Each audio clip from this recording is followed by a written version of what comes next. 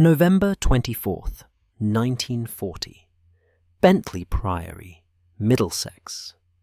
Air Chief Marshal Hugh Dowding stood in his operations room for the last time as Commander-in-Chief of Fighter Command.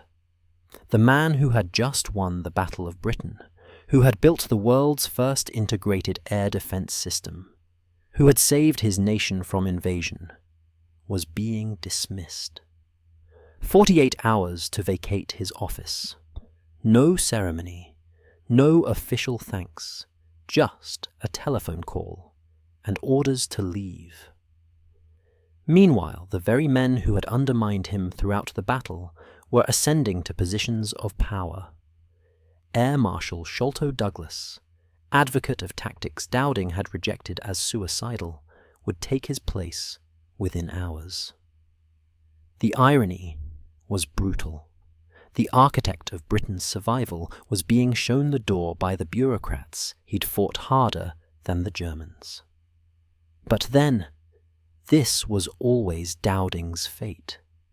A systematic thinker in a service that valued aggression over analysis. A man who understood mathematics when others worshipped intuition. An engineer who built networks while his peers dreamed of aerial duels. The story begins not in 1940, but in the mind of a Scottish schoolmaster's son who would revolutionize warfare itself, Hugh Caswall. Tremenhere. Dowding entered a world where military aviation didn't exist, where cavalry charges still dominated tactics, where the idea of aircraft coordinating through radio networks and radar detection would have seemed like sorcery. His father Arthur taught at a preparatory school. Quiet family. Reserved manner. Young Hugh absorbed this restraint deeply. Winchester College shaped him. Then the Royal Military Academy at Woolwich. The artillery beckoned. Mathematics. Ballistics. Precision. Gibraltar, Ceylon, Hong Kong, India.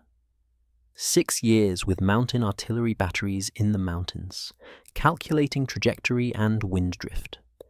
The methodical work of a man who understood systems.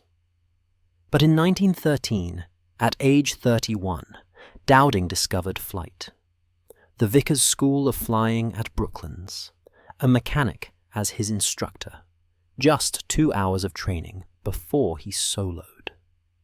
Aviator's Certificate number 711, earned on December 19th, 1913. Most men learned to fly for adventure. Dowding learned because he recognized the future. World War I erupted. Dowding joined immediately. Number 7 Squadron. Then number 6. France by year's end. But it was as commanding officer of number 16 Squadron in July 1915 that Dowding revealed his nature. His pilots were exhausted, flying daily missions over the Western Front. No rest, no rotation, men breaking under the strain. General Hugh Trenchard commanded the RFC. Bloody April Trenchard, they'd call him later. A man who believed in relentless offensive action regardless of cost. Dowding disagreed. Publicly. These men need rest, Dowding insisted. We're losing pilots not to enemy action, but to exhaustion. Their judgment fails. Their reactions slow. We're killing our own men through poor management. Trenchard was unmoved. The offensive must continue. Losses were acceptable.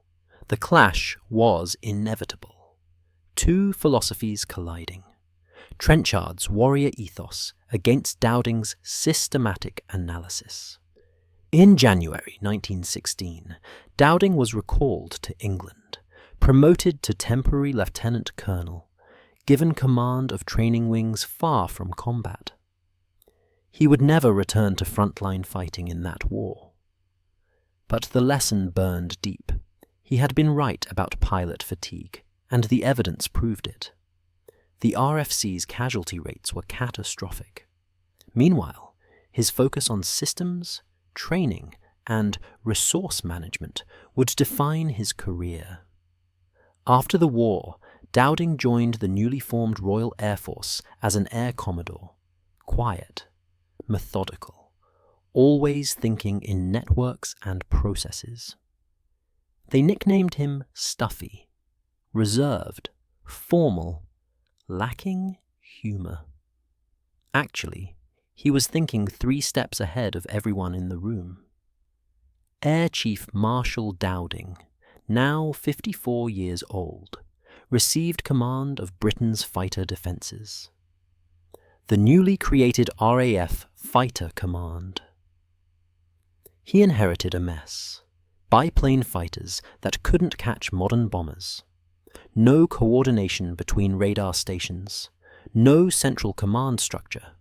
An organisation that, if war came, would fail within weeks. But Dowding had been thinking about this problem for years. As Air Member for Supply and Research, he'd championed 2 revolutionary technologies. First, monoplane fighters, the Hawker Hurricane and Supermarine Spitfire, fast, heavily armed, modern aircraft, with 8 machine guns each. He'd fought the Air Ministry bureaucrats who thought biplanes were sufficient. He'd argued for bulletproof windscreens. When told they were too expensive, Dowding replied sharply, "If Chicago gangsters can have bulletproof glass in their cars, I can't see any reason why my pilots cannot have the same," and he won that argument. Second, and far more revolutionary, was RDF, Radio Direction Finding, later called radar. In 1935, Robert Watson Watt had demonstrated that radio waves could detect aircraft. Most military men dismissed it as laboratory curiosity.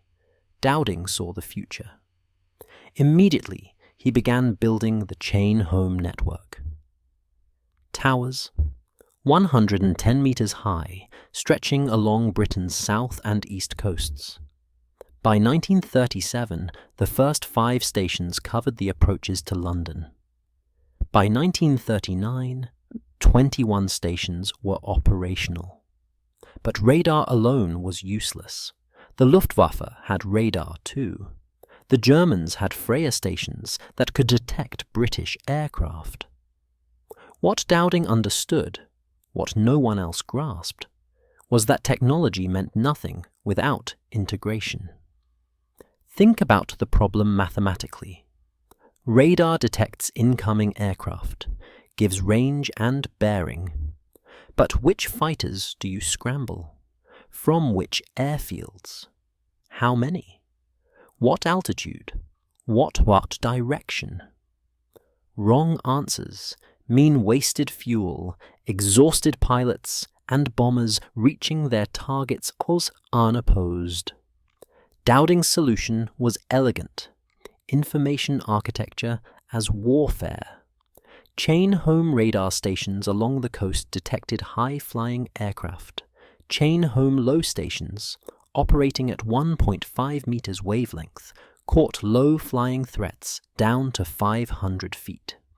Once aircraft crossed the coast, the Royal Observer Corps took over. 30,000 volunteers in over 1,000 posts. Binoculars, altitude estimators, telephone lines, eyes and instruments tracking every movement. All this information flowed to the filter room at Bentley Priory. Here, operators collated reports from radar and observers, removed duplicates, verified data, created a single coherent picture of the air battle. This filtered information then flowed to group headquarters. 4 geographical groups covering Britain. Each group had its own operations room with a massive plotting table. Young women, WAFs and civilian plotters, moved markers across the table as reports arrived. One glance told commanders everything: number of aircraft, altitude, speed, direction, identification. From groups, orders went to sector stations. Each sector controlled multiple fighter squadrons. Sector controllers directed pilots by radio. Angels 1-5 meant 15,000 feet. Bandits meant enemy aircraft.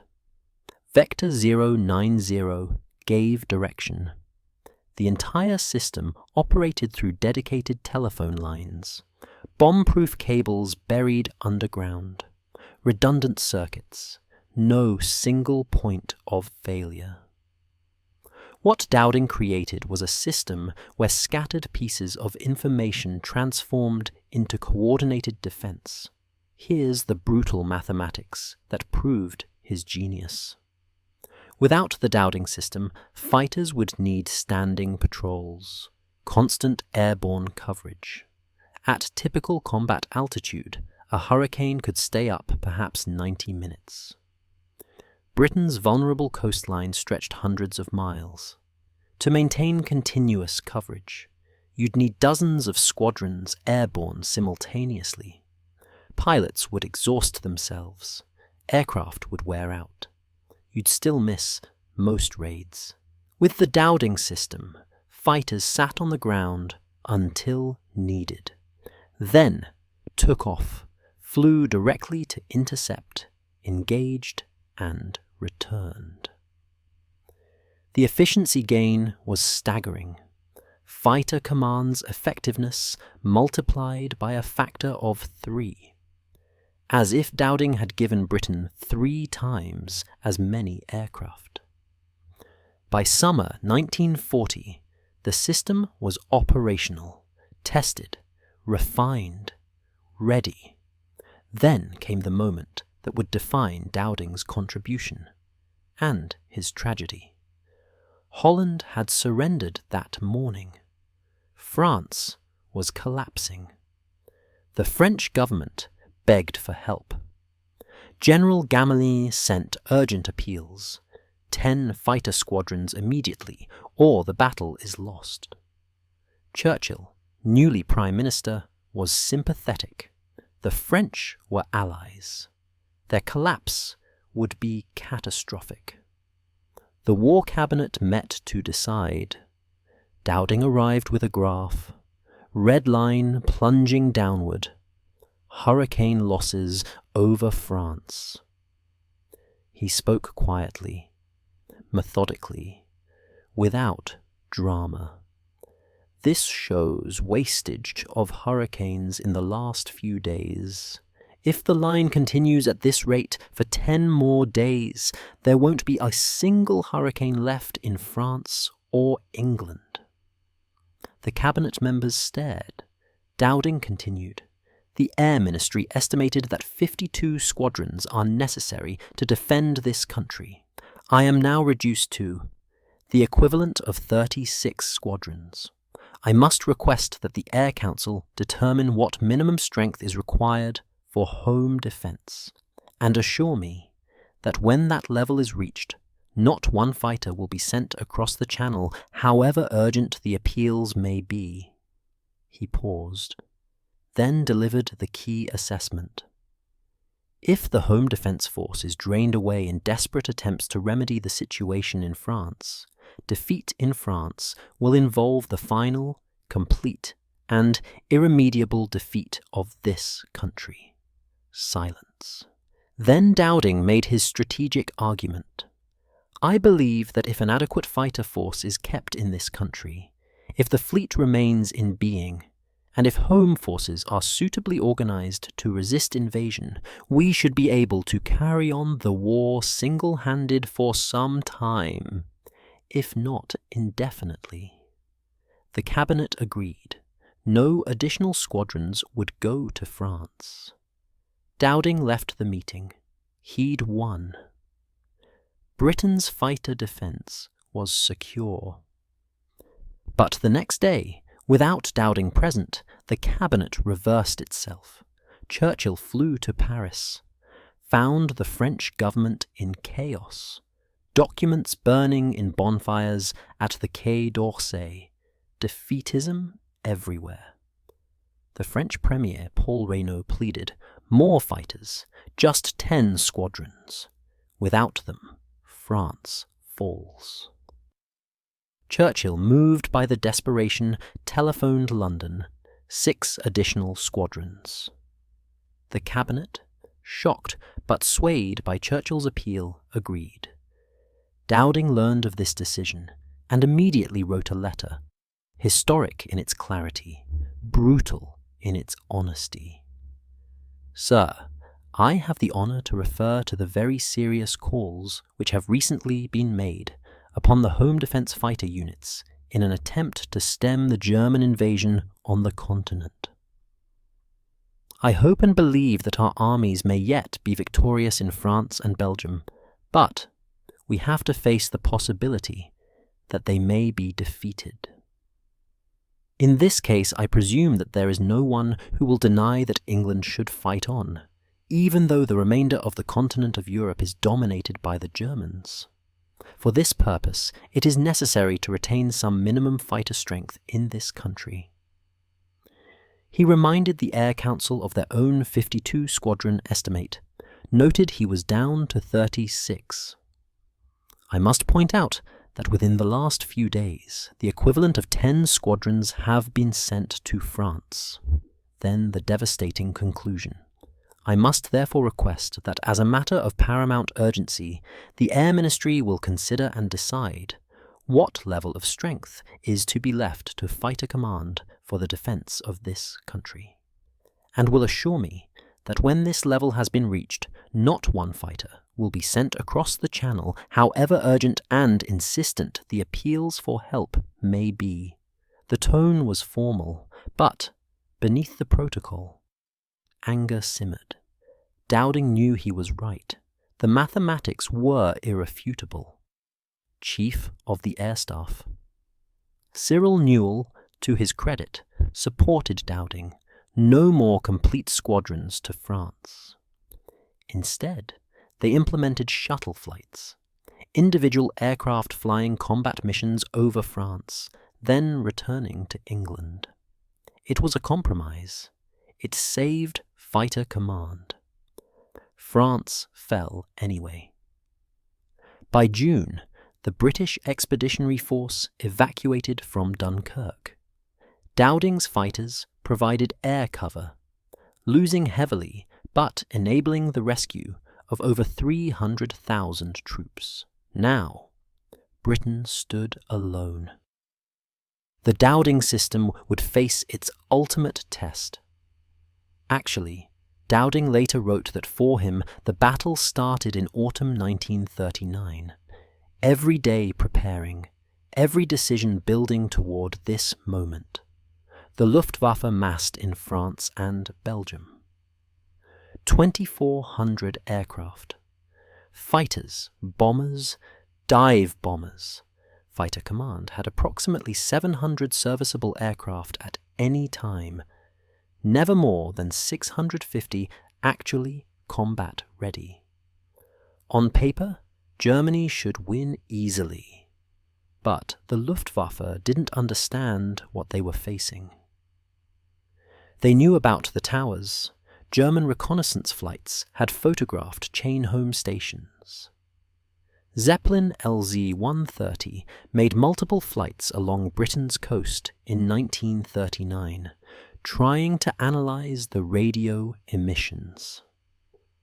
But the Germans never grasped the Dowding system. They thought the towers were simply early warning. They didn't understand the integration, the filtering, the command network, the coordinated response. On August 12th, the Luftwaffe attacked radar stations. Ventnor on the Isle of Wight went offline, other stations damaged. But the towers themselves, built from open steel frameworks, were nearly impossible to destroy. Bombs passed through the lattice without causing critical damage. The Germans, seeing the towers still standing, concluded the stations were too tough to eliminate and abandoned further attacks. Ventnor was repaired. The German opportunity, probably their best chance to cripple the system, passed unused. Meanwhile, Dowding managed the battle with mathematical precision. He divided his squadrons into categories. Category A, squadrons in 11 group. Defending southeast England took the heavy fighting. Category B squadrons in 10 and 12 groups rotated in to relieve them. Category C squadrons elsewhere served as training units, feeding new pilots to the front line. This rotation prevented the exhaustion that had killed so many RFSR pilots in the previous war. On September 3rd, Dowding reported to Churchill that 25% of Fighter Command's pilots had been lost since the battle began. At current rates, the command would not last much longer. About 1/4 of his pilots were fresh from training with less than 2 weeks flying experience.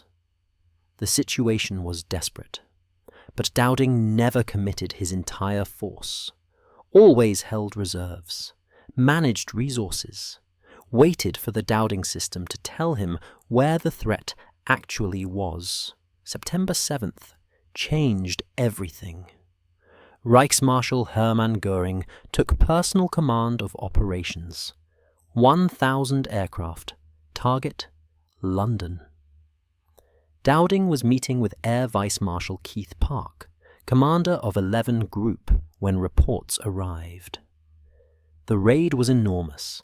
Fighter Command scrambled everything available, intercepted repeatedly, shot down dozens of German aircraft. But the bombing of London had begun. The Blitz. Dowding faced a terrible problem. His system was built for daylight raids. Radar tracked the formations. Observers watched them cross the coast. Fighters intercepted visually. Night was different. Radar couldn't distinguish individual aircraft at close range. Observers were useless in darkness. Visual interception was nearly impossible.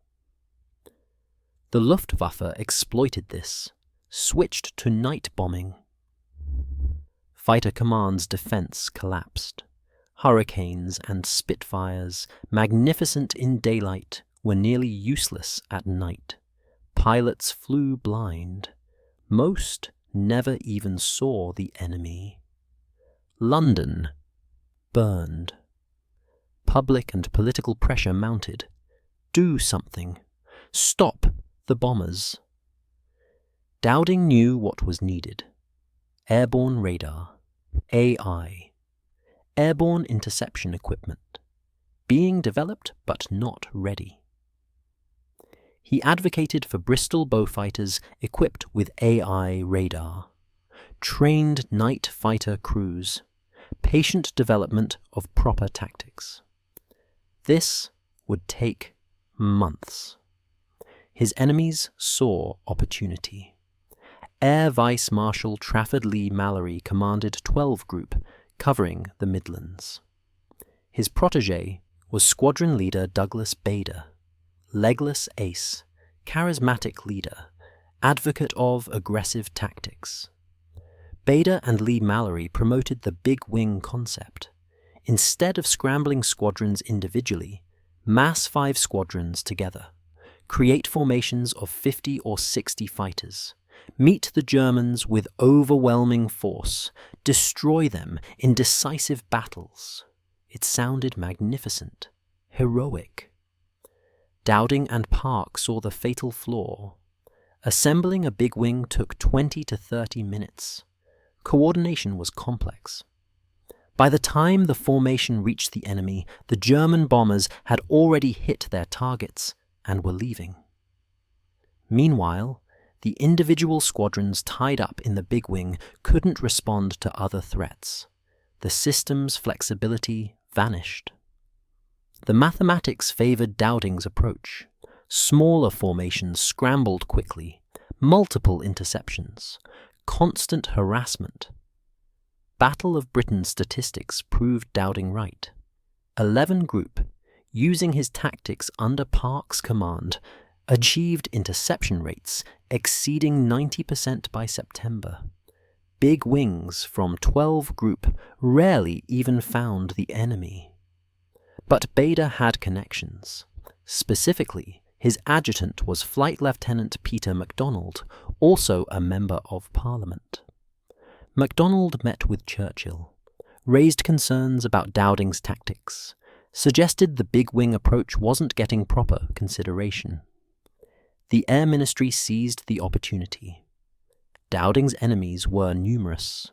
Air Marshal Sholto Douglas, Assistant Chief of Air Staff, had argued for aggressive patrols over France in May.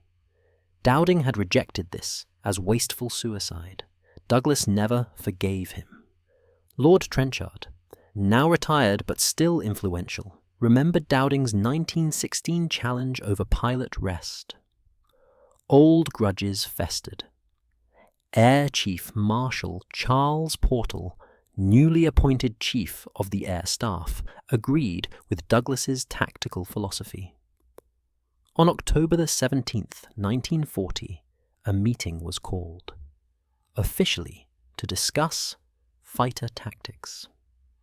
Dowding and Park attended, found themselves facing a room full of critics. Leigh-Mallory present, Douglas present. It felt more like a court-martial than a discussion. The issue was framed as Dowding's failure to resolve the tactical controversy, his inflexibility, his unwillingness to adopt big-wing tactics. Never mind that his tactics had won the battle. Never mind that the Luftwaffe was abandoning daylight operations because of his success.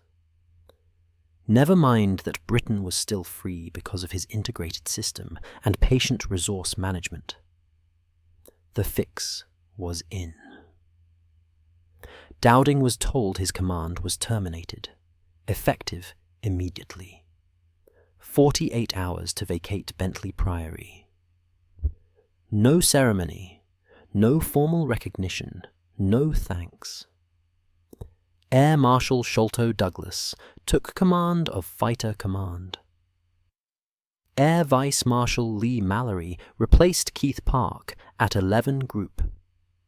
The big wing advocates had won. Dowding was sent to America, nominal head of the British Air Mission, procurement of aircraft. He was terrible at it, spoke his mind too freely, made powerful Americans angry with his blunt assessments.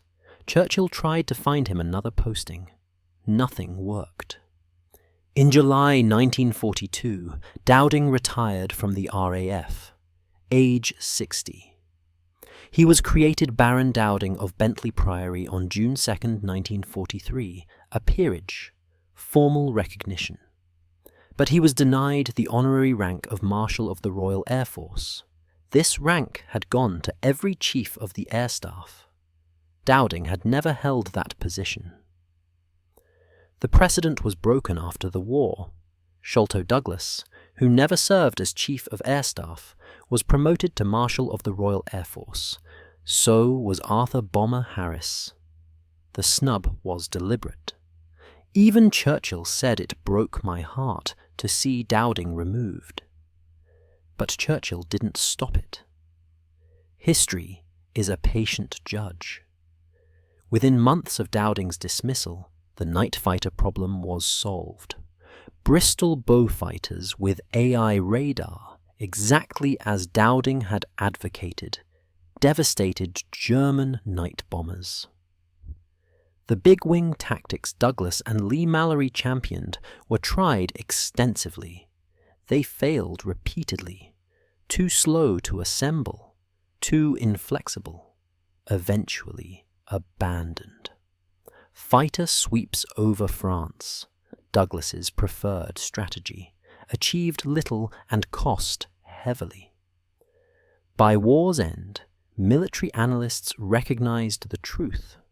The Dowding System had been the decisive factor in the Battle of Britain. Winston Churchill himself wrote in his memoirs that Dowding's generalship was an example of genius in the art of war. But the damage was done. Dowding spent his later years in spiritualism, wrote books about contacting the dead, campaigned against vivisection. Some called him eccentric. Perhaps he was searching for the recognition he'd been denied in life. He died on February 15th, 1970, age 87. His ashes were interred at Westminster Abbey beneath the Battle of Britain Memorial window in the Royal Air Force Chapel. Final recognition. 50 years too late. The historian John Ray identified 7 reasons for Dowding's dismissal. 3 existed before the Battle of Britain. His age, 58, was considered old for active command. His tenure, 4 years in one post, was unusual. His contentious relationships with Air Ministry officers dating to 1937. 4 emerged during the battle. First, perceived poor leadership in failing to resolve the Big Wing controversy. He refused to order Park to adopt tactics Dowding believed were wrong. The Air Ministry called this indecisiveness. Actually, it was principle. Second, the night bombing problem. The public wanted immediate action. Dowding wanted proper solutions. This looked like inaction. Third, his refusal to decentralize the filter room. The Air Council wanted control devolved to groups. Dowding resisted until all fighters had IFF Mark II identification systems. He was technically correct but politically inflexible. Fourth, the animosity of powerful men. Trenchard, Salmond, Sinclair, Douglas, Portal, Leigh-Mallory. They wanted him gone. A conspiracy? Probably not formally organized, but a convergence of interests. Men who valued aggression over analysis, intuition over mathematics, heroic action over systematic victory. Dowding had proven them all wrong. That was his unforgivable sin. Consider what Dowding actually accomplished. In 1936, he inherited a fighter defense consisting of obsolete biplanes and no coordination system.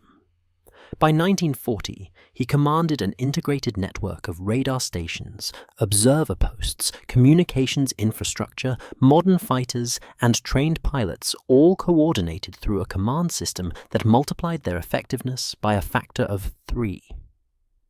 He fought the Air Ministry for bulletproof windscreens and got them. He championed 8-gun fighters when the standard was 4. He refused to waste squadrons in France when everyone from Churchill down demanded it. His letter of May 16th saved fighter command. He managed the Battle of Britain with such precision that despite being outnumbered 3-1, despite losing 25% of his pilots, despite the enemy having every geographical advantage, Britain won. The Luftwaffe lost 1,700 aircraft in the Battle of Britain. Fighter Command lost just over 900 and saved half their pilots. That's not luck. That's systematic superiority. The chain-home radar system, integrated through the Dowding System, allowed fighters to be scrambled with such accuracy that German formations faced opposition on virtually every mission. By late September 1940, interception rates exceeded 90%. Some raids met 100% interception. The Luftwaffe, facing this relentless defense, could not achieve air superiority. On September the 17th, Hitler postponed Operation Sea Lion, the invasion of Britain, indefinitely. The invasion never came. That's what Dowding accomplished. And for this, he was dismissed. Dowding's story reveals something profound about institutions and innovation. He was a heretic, not because he challenged doctrine. Many officers did that, but because he challenged the fundamental philosophy of his service. The RAF, born from the Royal Flying Corps, worshipped offensive action, fighter sweeps, bomber formations, aggressive engagement. Dowding built a defensive system, a network, a coordination mechanism. To men raised on the romance of aerial combat, this felt like cowardice, like fighting from behind walls. They didn't understand that systematic defense with modern technology was the future of warfare. Dowding wasn't an old man clinging to outdated ideas. He was decades ahead of his time. The integrated air defense network he built in the 1930s wouldn't become standard until the Cold War. His filter room concept evolved into modern air operations centers. The principles he established underpin air defense to this day.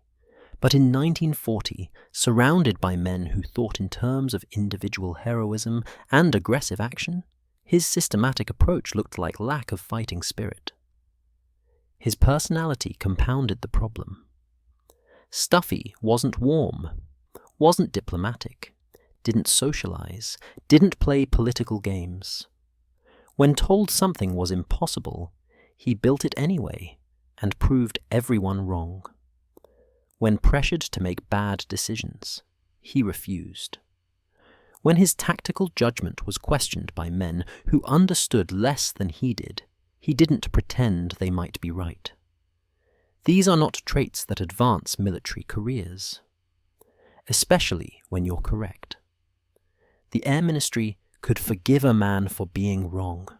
They couldn't forgive Dowding for being right in ways that exposed their own limitations. He'd opposed Trenchard in 1916, right about pilot fatigue. He'd opposed sending fighters to France in 1940, right about preserving home defense. He'd designed the Dowding System when others said coordination was impossible, right about integration. He'd rejected big wing tactics, right about tactical flexibility. He'd advocated patient development of night fighter capabilities, right about technological solutions. That's a lot of being right. For a military establishment built on hierarchy and deference, it was intolerable. Hugh Dowding's story is ultimately about the conflict between systematic thinking and institutional culture. He saw warfare as a problem in mathematics and engineering, information networks, resource management, probability and efficiency. His superiors saw warfare as a test of courage and will. Both are necessary. But Dowding proved that in modern technological warfare, systems beat heroism. The tragic element is how little recognition he received. He should have been celebrated immediately, named Marshal of the Royal Air Force on November 1st, 1940, given the highest honours. Instead, he was dismissed and forgotten.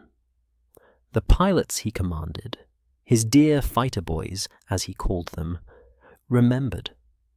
They knew who had kept them alive, who had managed the battle, so that despite horrific casualties, fighter command never broke. Squadron leader James Leithart, who flew throughout the battle, later said, "We knew, even if London didn't, that the only reason we were still there in September was because of Stuffy. He rationed us like ammunition, never wasted a pilot, never threw us away. Every sortie meant something, but official recognition came decades late." By the 1960s, historians began re-examining the Battle of Britain. Primary documents revealed the truth.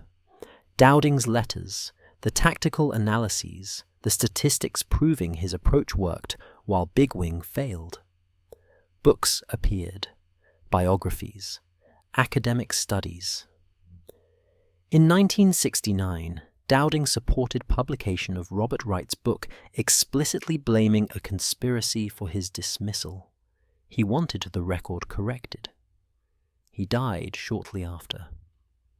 Today, every military that operates integrated air defense systems is using concepts Dowding pioneered. Every air force that coordinates fighters through ground control stations is following his model. Every commander who manages resources systematically, rather than committing everything to one decisive battle, is applying his principles.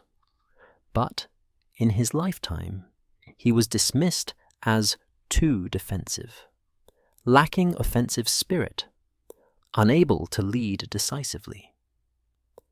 The final assessment comes from Adolf Galland, former General der Jagdflieger of the Luftwaffe, the man who commanded Germany's fighter forces. At a 1985 reunion of German and American fighter pilots, Galland was asked about the Dowding system. His answer was recorded on video. "We made a terrible mistake in 1940. We saw the radar towers. We knew they detected our aircraft. But we thought it was just early warning. We never understood what Dowding had built. The British didn't just detect us. They tracked us continuously. They knew our altitude, our numbers, our direction. They sent fighters exactly where needed, with perfect timing.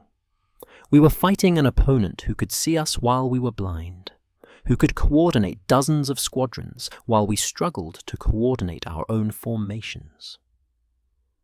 The first time I studied the system after the war, I understood why we lost.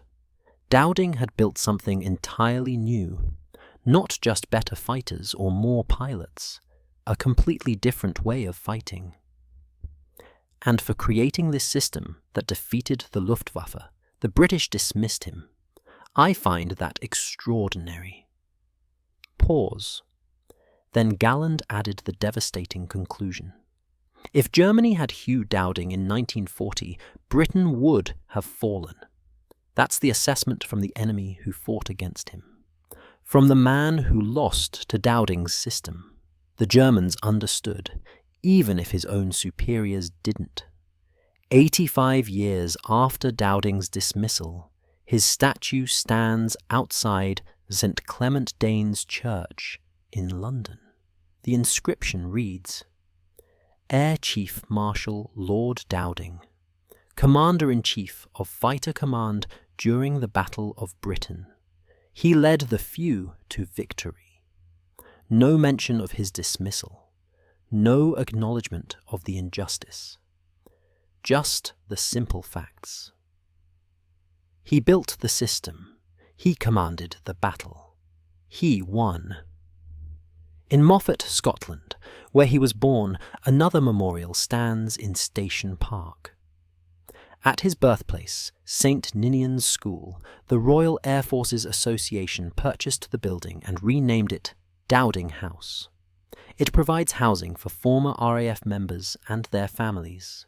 These recognitions came decades too late for the man himself. But they ensure his story endures. The story of a systematic thinker who revolutionized warfare, who saw the future when others clung to the past, who saved his nation through patience, mathematics, and integrated systems, and who was dismissed for his trouble. Because that's what institutions do to heretics, especially when they're right. The tragedy is complete. The victory was his.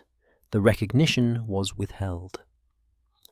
Hugh Dowding won the Battle of Britain and lost his job. History remembers him as a genius. His contemporaries saw him as an obstacle. Which assessment matters? Ask the Germans.